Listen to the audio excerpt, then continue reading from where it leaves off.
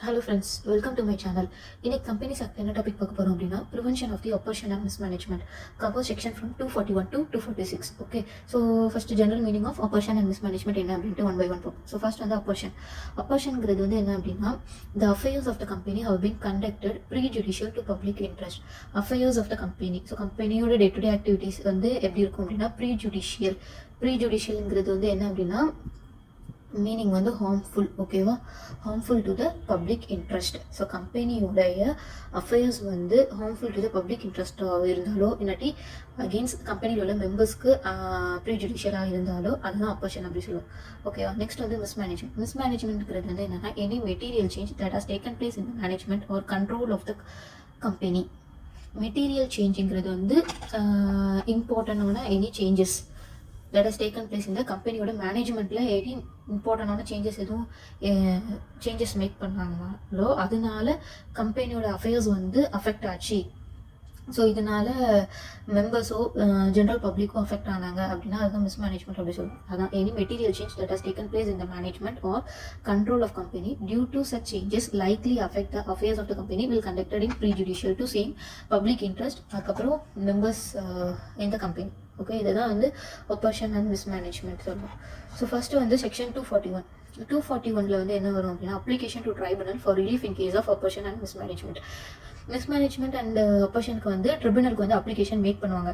யார் மெம்பர்ஸ் கம்பெனியில் உள்ள மெம்பர்ஸ் வந்து மேக் பண்ணுவாங்க. 2 பர்சன் மேக் பண்ணுவாங்க. ஒன்று கம்பெனி மெம்பர்ஸ் மேக் பண்ணுவாங்க, இன்னொன்று வந்து ஷேர் ஹோல்டர்ஸ் வந்து மேக் பண்ணுவாங்க.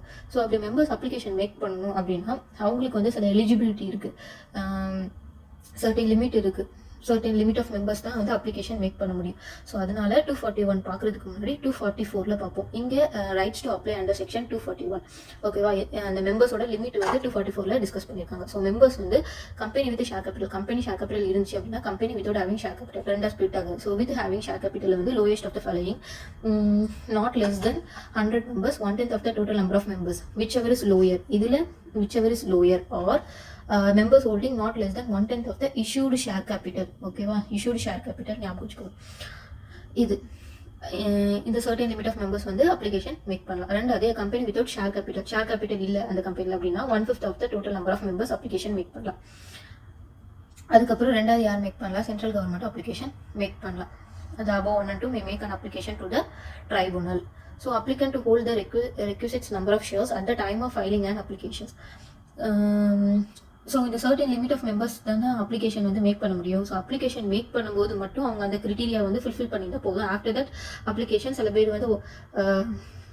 வந்து பேக் வந்திருப்பாங்க. ஸோ அப்ளிகேஷன் வந்து ரீஃபண்ட் ஆகி என்ன சொல்ல அப்ளிகேஷன் வந்து நான் கொடுக்கல அப்படின்ட்டு பேக் வந்துருவாங்கல்ல. ஸோ அப்போ வந்து அந்த சர்டன் லிமிட் ஆஃப் மெம்பர்ஸ் வந்து ஃபுல்ஃபில் ஆகிடுக்காது. ஸோ அதான் என்ன சொல்லியிருக்காங்க அப்படின்னா அப்ளிகேஷன் மேக் பண்ணும்போது மட்டும்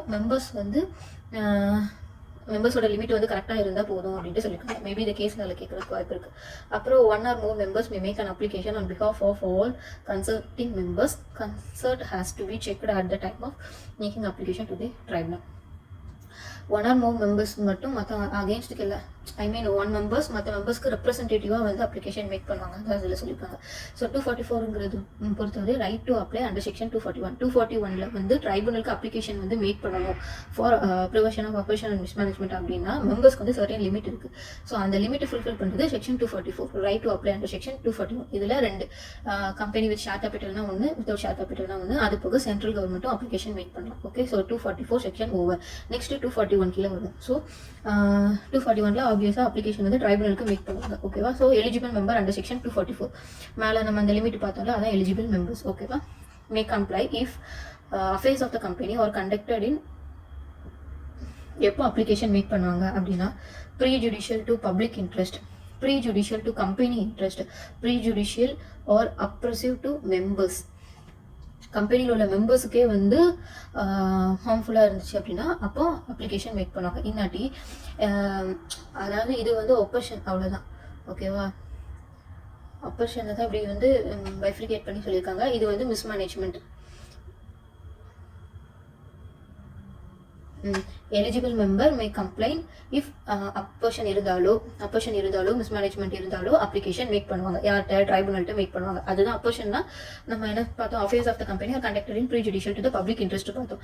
ஸோ மிஸ்மேனேஜ்மெண்ட்னா material change in the management or control of the company அப்படிட்டு பார்த்தோம்.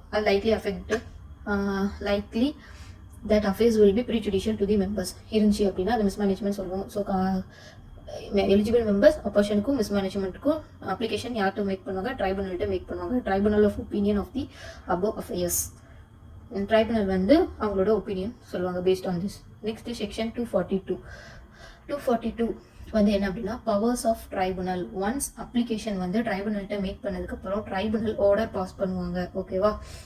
If tribunal of opinion of above affairs and winding up would not be unfair, the tribunal may pause the order as deemed fit.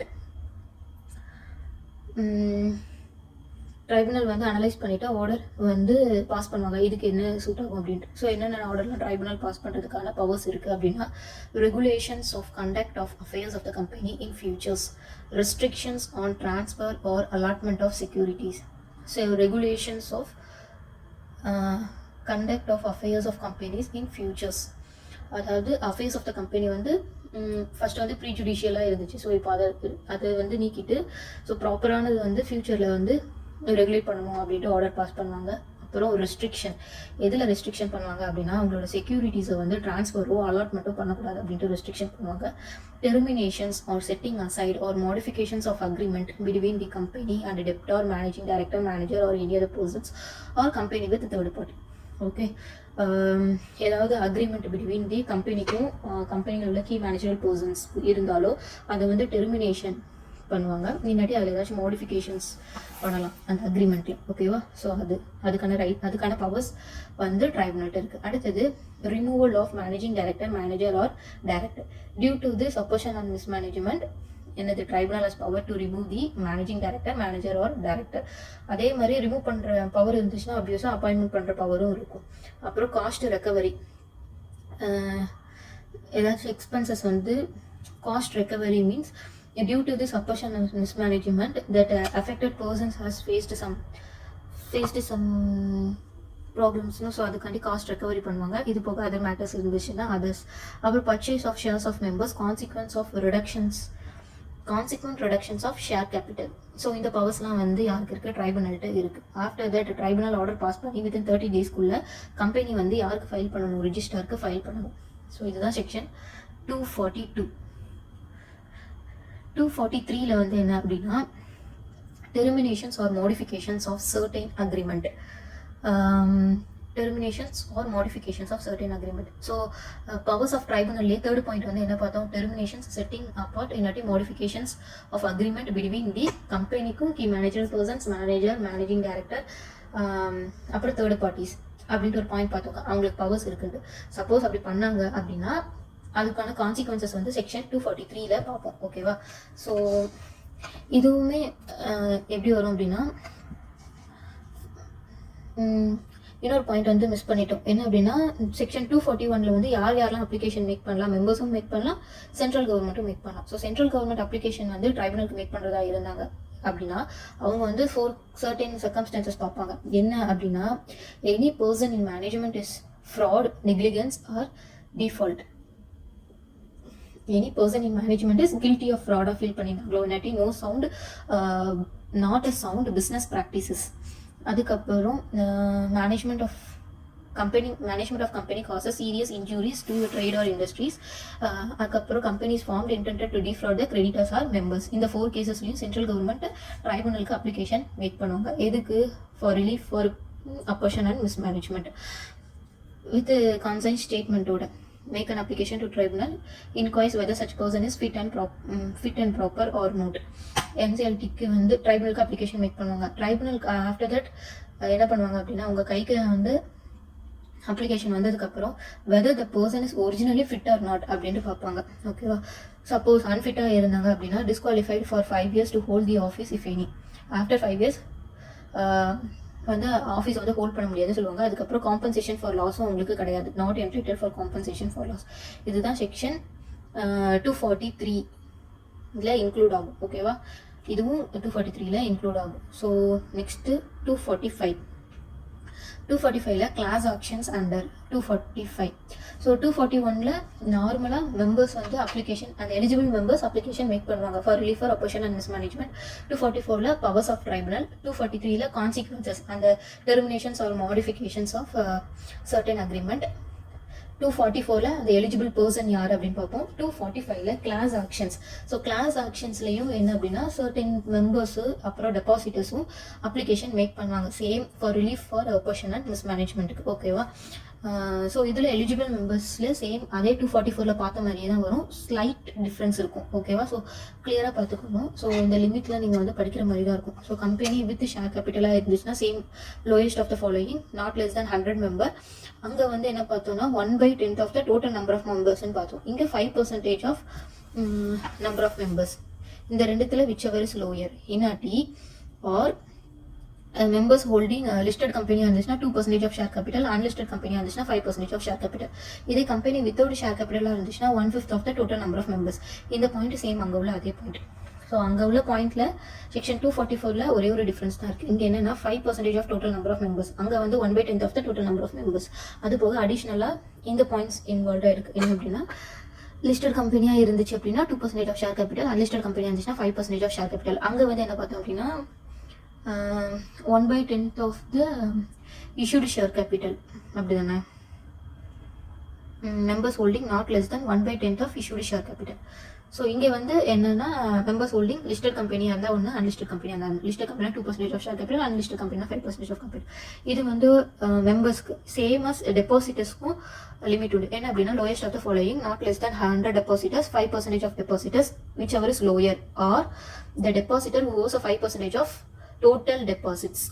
இந்த ரெண்டுத்துல whichever is lower இன்னாட்டி இந்த டெபாசிட்டர் who was 5% of total depositors. ஓகேவா? So eligible members and eligible depositor ரெண்டு பேரும் சேர்ந்து applications make பண்ணுவாங்க. யாருக்கு? ட்ரைபுனலுக்கு. Eligible members and depositors make an application to tribunal. Tribunal may consider the factors எல்லாத்தையும் அனலைஸ் பண்ணிட்டு may admit application or reject application. Application reject பண்ணிட்டாங்கன்னா ஒன்றுமே இல்லை, அதோட மேட்டர் வந்து முடிஞ்சு. ஓகே, ஸோ அட்மிட் அப்ளிகேஷன் பண்ணாங்க அப்படின்னா பப்ளிக் நோட்டீஸ் பண்ணணும். இதில் public notice on members or depositors. அப்புறம் consolidate all suits to a single transactions. எல்லா கேசஸையும் கன்சாலிடேட் பண்ணி ஒரு டிரான்சாக்ஷன்ஸை கொண்டு வரணும். அதுக்கப்புறம் 2 class action suits for the same class is not allowed. Okay, 2 class action suit for the same class, same காசுக்காண்டி 2 actions வந்து எடுத்திருந்தாங்கன்னா அது வந்து நாட் அலோடு, அதை வந்து சிங்கிளாக கன்சிடர் பண்ணணும். அப்புறம் cost incurred for the class action should shall be borne by the company. இந்த கிளாஸ் ஆக்ஷனுக்காண்டி எக்ஸ்பென்சஸ் காஸ்ட் இன்கர்ட் ஆச்சு அப்படின்னா அதுக்கு யார் ரெஸ்பான்சிபிள்னா கம்பெனி தான் ரெஸ்பான்சிபிள். ஸோ ஃபர்ஸ்ட் வந்து ட்ரைபுனல் வந்து ஆர்டரை கன்சிடர் பண்ணிட்டாங்க அப்படின்னா 4 points. Public notice on members or depositor, consolidate of all shoots to a single transactions, 2 class action suits for the same class is not allowed. Apro cost incurred for such class action suit shall be borne by the company. அப்புறம் order of the tribunal, ஃபைனலாக tribunal order pass பண்ணுவாங்க. So இது வந்து யாருக்கெல்லாம் binding ஆகும் அப்படின்னா obviously யார் application make பண்ணாங்க, மெம்பர்ஸ், டெபாசிட்டர்ஸ். அப்புறம் யார் இன்வால்வ் ஆயிருக்காங்க, கம்பெனி இன்வால்வ் ஆயிருக்காங்க. அது போக auditors, any other person associated with company. அடிஷ்னலாக ஆடிட்டர்ஸ்க்கும் இது போக any other person associated with company இவங்களுக்கும் இது பைண்டிங் ஆகும் அந்த ஆர்டர் அப்படின்ட்டு சொல்லியிருக்காங்க. அவ்வளோதான்.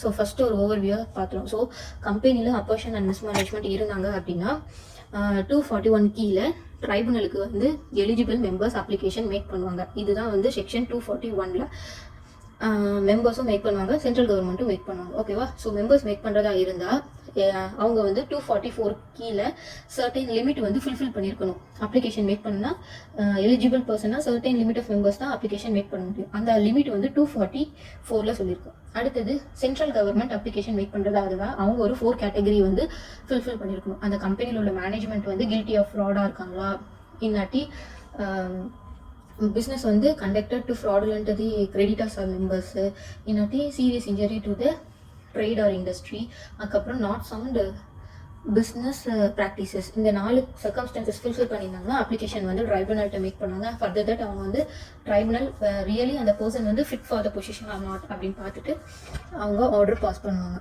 ஓகேவா? அடுத்தது செக்ஷன் 243ல வந்து என்ன அப்படின்னா கான்சிக்வன்சஸ்.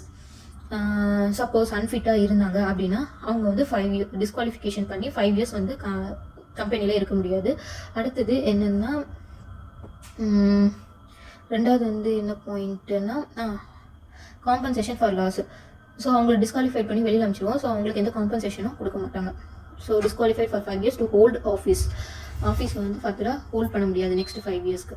அடுத்தது அவங்களுக்கு எந்த காம்பன்சேஷனும் கிடையாது. அடுத்தது செக்ஷன் 245, இது வந்து கிளாஸ் ஆக்ஷன் சொல்லுவாங்க. இதுலேயும் எலிஜிபிள் மெம்பர்ஸும் டெபாசிட்டர்ஸும் அப்ளிகேஷன் மேக் பண்ணலாம். இதில் உள்ள எலிஜிபிள் மெம்பர்ஸ்க்கு வந்து ஸ்லைட் டிஃப்ரென்ஸாக இருக்கும் அந்த மெம்பர்ஸ்க்கான லிமிட்டு. ஸோ அதை மட்டும் செக் பண்ணிக்கலாம். ஆஃப்டர் தட் சேம் ப்ராசஸ் தான். இவங்களும் ட்ரைபுனலுக்கு அப்ளிகேஷன் மேக் பண்ணுவாங்க. ட்ரைபுனல் அக்செப்டாக ரிஜெக்ட் பண்ணிக்கலாம். அக்செப்ட் பண்ணுறதா இருந்தால் notice, public notice on members or depositors கொடுக்கணும். அதுக்கப்புறம் இண்டிவிஜுவல் ஷூட்டாக இருக்கக்கூடாது. அது எல்லாத்தையும் கன்சாலிடேட் பண்ணி சிங்கிள் டிரான்சாக்ஷனாக கொண்டு வருவாங்க. அதுக்கப்புறம் 2 clause ஆக்ஷன் ஷூட் ஃபார் ஒரு கேஸுக்கு ரெண்டு வாட்டி அப்ளிகேஷன் மேக் பண்ணணும்ட்டு கிடையாது. அதான் 2 clause action suit for the same class is not allowed. அப்புறம் காஸ்ட் இன்கர்ட் ஃபார் இந்த கிளாஸ் ஆக்ஷனுக்காண்டி காஸ்ட் இன்கர்ட் ஆச்சு அப்படின்னா அது obviously borne by the company. At last அந்த order of the tribunal binding for யாருக்கலாம் அப்படின்னா company, members, creditors, auditor, any other persons associated with company. ஓகேவா, அவ்வளோதான், இந்த டாபிக் முடிஞ்சிட்டு. ஸோ நம்ம வந்து கம்பெனிஸ் ஆக்ட் மாடியூல் 1ல் 1.1 to 1.9 வரைக்கும் நம்ம ஸ்டடி மெட்டீரியல் இருக்குது. அதில் நம்ம 1.2லேருந்து 1.9 வரைக்கும் கம்ப்ளீட் பண்ணிட்டோம். வீடியோஸ் எல்லாம் போட்டுட்டோம். ஸோ 1.1ங்கிறது வந்து ஜஸ்ட் ஃபார்மேஷன் ஆஃப் கம்பெனி தான். ஆல்ரெடி இன்டர்லேயே படிச்சிருப்பீங்க. ஸோ இதில் just type of company, private கம்பெனினா என்ன, பப்ளிக் கம்பெனினா என்ன, ஸ்மால் கம்பெனி என்ன, அதுக்கப்புறம் memorandum of association, articles of association, alterations in MOA, alterations in AOA, அதுக்கப்புறம் conversions of public into private into public, அதுக்கப்புறம் செக்ஷன் 8 கம்பெனி கன்வர்ஷன்ஸு, இதை மாதிரி தான் பார்ப்போம். ஸோ இது வந்து ஆல்ரெடி இன்டரில் நீங்கள் பார்த்துருப்பீங்க. ஸோ டைம் இருந்துச்சுன்னா ஃபார்மேஷன் அதுக்கான வீடியோ போடுறேன். இல்லாட்டி நம்ம நெக்ஸ்ட் டாபிக் உள்ள போகலாம். ஓகேவா, ஸோ புக்கில் உள்ள ஸ்டடி மெட்டீரியல் ரீட் பண்ணிவிட்டு கேஸ்லாம் நிறையா ப்ராக்டிஸ் பண்ணுங்கள். அப்போ தான் வந்து ஸ்கோர் பண்ண முடியும். பிகாஸ் ஃபைனல் பொறுத்த வரைக்கும் எதுவுமே டைரக்ட் கொஸ்டின்ஸ் இருக்காது. ஓகேவா, ஸோ தேங்க்யூ.